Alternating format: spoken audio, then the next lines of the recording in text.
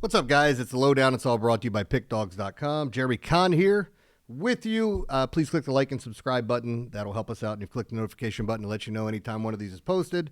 And if you're interested in the concrete inner circle, text inner circle to the number that you see there, and you can find out more. It's a rated system. My top play yesterday, actually, I gave it out for free, was Jacksonville. As I gave out, a little disappointed. I'm going to get into the NFL, and I got to be full disclosure, guys. What we're going to do today is we're going to kind of get into talk a little bit about the college games. I'm not necessarily giving out plays for the bowl games or anything just yet. I obviously want to see how things are coming in, but some of the matchups, early thoughts. I'll tell you about the college basketball games tomorrow, the big ones in the top 25, and one that I'm pretty sure I'm going to be on, but without anything to break down and a lot of information, because I did see a line on that game. Just not a lot to talk about tonight. And I'm sorry if I don't know as I'm recording this if the podcast for Monday Night Football is going to get posted. So, well, real quick, let me finish my inner circle bit. I do this all the time. Text inner circle to that number, and you can find out more about the rated system. Again, it's been going really well. It was a winning weekend. Sunday was a minimally winning weekend or winning day, as the Chiefs blew it for me late night. But I've been hitting all of my shootouts. I missed one on Thursday or Friday, and then I hit everything else. One of the days I hit two. It doesn't matter if it's NBA, NHL, or college, but college has been killing it. And as I've told everyone, I don't know why more people aren't looking at Cornell overs when they play. I mean, they routinely play in the 90s, and people go, oh, my God, their total's 165? Yeah, they're going to smash it by 20 points.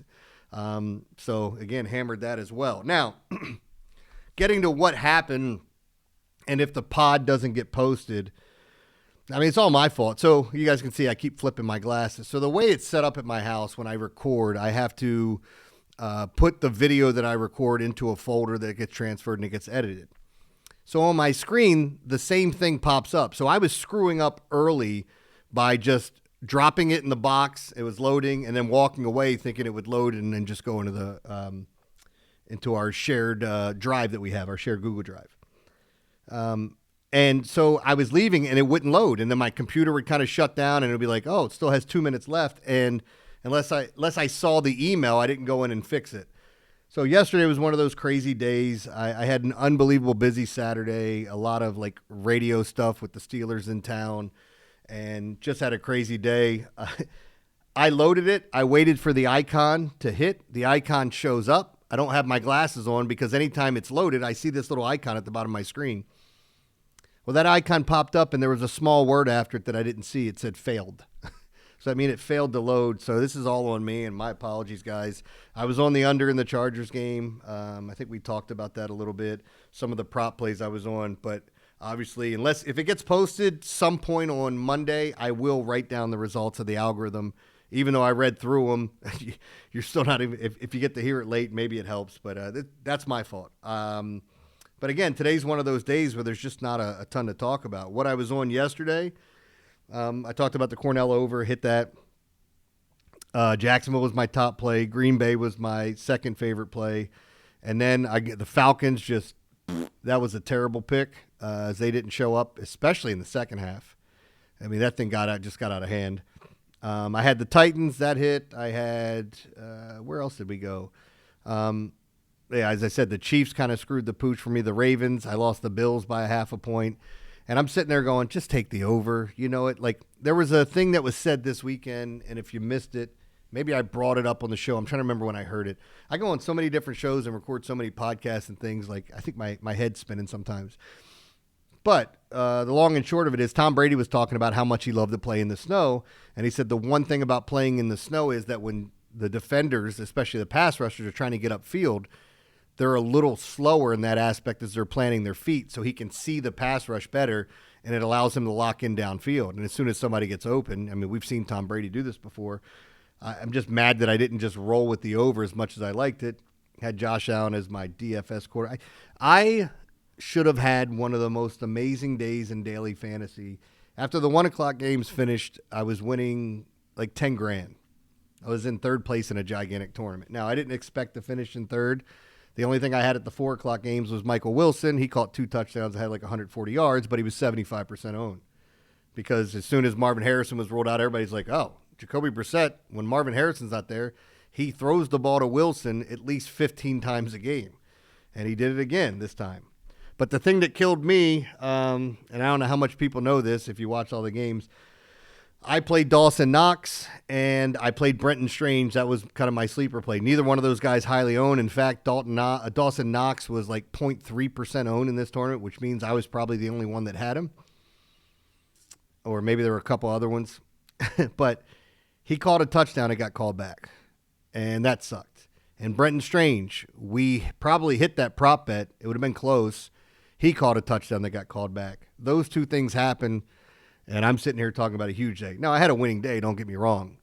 But anybody that plays daily fantasy will tell you, like, the difference between winning 10 grand and doubling your money, it's huge. And you don't have to fall that far. So when you think you have a chance to finish in first, I mean, I could sit here and tell you some horror stories and some other things that were just frustrating. But as I said, overall, a winning day yesterday. Just doesn't feel like it. I went 2-1 in college hoops. I had LSU. They lost. At SMU, I called the outright. They won outright, and then, of course, the Cornell over. So let me talk about this real quick. And as I said, there won't be any games that I'm breaking down, but there's some interesting matchups for tomorrow or for Tuesday night. Florida plays UConn. That's a top 25 matchup in college hoops. BYU plays Clemson. That's an interesting game to me, at least. I think Clemson could be a top 25 team. BYU currently is. And the last one is Illinois and Ohio State. I'm almost positive I'm going to be on Ohio State plus the 3.5 in this spot. That's what I'm seeing right now initially. But again, I'm recording this so early. I mean, you can hold me to it. I'm damn near. If you go look at my write-ups tomorrow, you're probably going to see one that's talking about a home dog. And if you see that write-up, it's on Ohio State. So I'm just letting you know right now. All right. One of the things I wanted to do here was kind of look at the bowl games that came out. And for anybody that's interested in this stuff, like, I am going to give out a bunch of free bowl games as we go on. It's going to give us something to talk about every day. On some of the days where we have like 6, 7, 8 bowl games, it's going to be even better. And with the playoffs, it leads into so many different things. So I'll talk about some of the matchups and what I'm seeing here between these games, and of course the big games that we have, and who's playing who and what the spreads are. I don't want to. I may tell you where I'm initially feeling. Don't hold me to any of these games, guys, because obviously I want to make sure the numbers are correct. I want to see some of the money come in. I want to see who's sitting. And then even still, I still have to do my due diligence, and I like to go and see where the games are played according to the teams that are traveling, what times they're playing. Yeah, I get into the minutia when it comes to the bowl games. And if you ask me, I know a lot of people say this all the time, hey, what's your best sport? I mean, from year to year, I think sometimes it fluctuates. Like, baseball has been so kind to me the past 5 or 6 years. Football has been good to me. College hoops has been great. I won my first 6 figures on college hoops when Virginia won the national championship. So, like, there's a lot of things that fluctuate from year to year. I try to, when I'm handicapping games, I try to stay along with it. And if something needs to be tweaked or changed and not stay the same, because, like, again, you can sit here and say you're a contrarian and you're fading the public. The public keeps winning. You look like an ass, like, if it keeps happening. Now, typically that doesn't happen, but, I mean, we all have our ruts and fall into some bad stretches there. But ultimately, I would tell you the best thing that I do is picking bowl games. I've kind of had a knack for finding the teams that don't want to be in those games, and they always come out flat and play like trash. I feel like I have a better grip on it. And no, it's not like people hate betting unders in bowl games, and I get it. And people hate betting on the underdogs in bowl games, but sometimes there's just too many points. And for example, if Notre Dame would have went to some sorry ass bowl game, whether I don't know what they would have played in, the Cheez-It, the Alamo, whatever it was, they did not want to be there. The other thing I was told about that as well is that Notre Dame, had they got into the playoffs, their players would have played. Going to some random bowl game, as I talked about, all of their vets, the guys that are going to the draft, all of them are going to sit. I still think Marcus Freeman should have taken the youngsters and maybe got them their comeuppance in a bowl game that they didn't want to be in and give them that experience, but sour grapes for them. And it's the same thing with Notre Dame, too. You're not in a conference, guys. You pick who you want to play. You don't pick all easy teams to play. That's not what I'm saying. But you can't sit here and bitch about it that you don't have a conference. And now they put the caveat in for Notre Dame. If they ever finish in the top 12, they automatically get put in. And that's basically because they don't have a conference. So, and it's how funny is it they joined the ACC in basketball, and the ACC is what does them in with Duke winning in that game. Anyway, all right, let's look at some of these bowl games here real quick before I get out. Some things that I thought were interesting. First off, Alabama, Oklahoma. That's the first bowl game playoff. Friday the 19th at 8 p.m. Alabama's a 1.5-point favorite. So this is interesting to me, the way it sets up, because Oklahoma obviously beat Bama in Bama. And now we get this rematch, and Bama's coming off this tough loss. I don't know where I'm going to be going on this game. I thought initially when I looked at it, I was going to grab Oklahoma. I don't know. I mean, the under might be the best play. The total is sitting at 40.5. Miami, Florida, Texas A&M. A&M is only a 3.5-point favorite over Miami. This makes me sad because I think I'm going to be all over Miami in this spot. That's Saturday, December 20th. That's a noon game. On the same day at 3:30, Tulane at Mississippi. As I look at this game, I think we see points. The total is 56.5. The one thing I know about Ole Miss, their offense being there, I still think they're going to score. I just wonder about the defense. And I like Tulane. I just think they're playing well. And if I were going to play this game on the side, I'd probably just take the points. James Madison and Oregon minus 21. It's another one of those games where is it too many points? How good is this James Madison team? We really don't know. And then there's a couple other bowl games that I thought were interesting because of the matchup. Georgia Tech, BYU, two teams that like to run the football, if that's your sort of thing. How about the Disappointment Bowl, also known as the Pinstripe Bowl? That's Penn State and Clemson. Who wants to watch that? Virginia and Missouri, those are two teams that just missed out. And if Missouri didn't have the injury to quarterback, who knows? That's the Gator Bowl, Texas Bowl, LSU, Houston.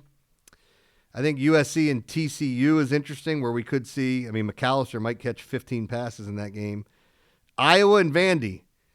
Oh, man. I didn't even realize those two teams were playing each other. With Iowa and Vandy, buddy, this Iowa team is just so good in bowl games. And Vanderbilt has been everyone's darling this year. People are upset that they missed. Michigan, Texas, Nebraska, Utah, Arizona State, Duke, Tennessee, Illinois. There's a bunch of them, and the bowl games start, what was that, December 13th, Boise State, Washington, and then we get Troy, Jacksonville State, Old Dominion, South Florida.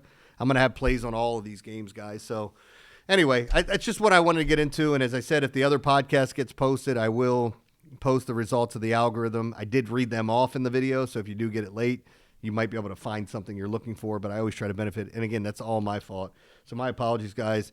I will wait and make sure this thing loads and you can see it. But appreciate you watching this. Hope you win some cash. I'll see you tomorrow.